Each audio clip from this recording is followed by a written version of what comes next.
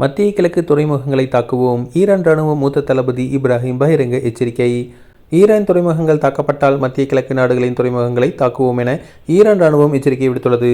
இது தொடர்பாக ஈரான் ராணுவ மூத்த தளபதி லெப்டினன்ட் கர்னல் இப்ராஹிம் பேசும்போது, எங்கள் எதிரிகள் கப்பல்கள் ஹர்முஸ் ஜலசந்தியை கடக்க அனுமதி வழங்க மாட்டோம். இந்த ஜலசந்தி தொடர்ந்து எங்களின் கட்டுப்பாட்டில் மட்டுமே இருக்கும். சர்வதேச சட்ட விதிகளுக்கு எதிராக அமெரிக்க ராணுவம் செயல்பட்டு வருகிறது. ஹர்முஸ் ஜலசந்தியை மூடுவோம் என அமெரிக்கா அறிவித்திருக்கிறது. கடலைக்கு சமம் என கூறியுள்ளார். ஈரான் துறைமுகங்கள் தாக்கப்பட்டால் பெர்சியா வளைகுடா, ஓமன் கடல் பகுதியில் உள்ள அனைத்து துறைமுகங்களின் பாதுகாப்பு கேள்விக்குறியாகும். எங்கள் துறைமுகங்கள் குறிவைக்கப்பட்டால் மத்திய கிழக்கு நாடுகளின் துறைமுகங்களை மிக கடுமையாக தாக்குவோம் என தெரிவித்துள்ளார்.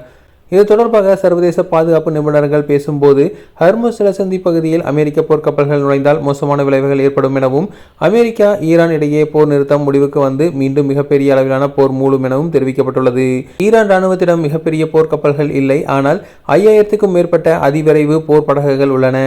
இந்த படகுகள் மூலம் ஈரான் ராணுவம் கொரில்லா தாக்குதல்கள் மேற்கொள்ளும். மேலும் கடல் கன்னிவெடிகள், ட்ரோன்கள், ஏவுகணைகள் மூலம் அமெரிக்கா போர்க்கப்பல்கள் மீது தாக்குதல் நடத்தப்படக்கூடும்.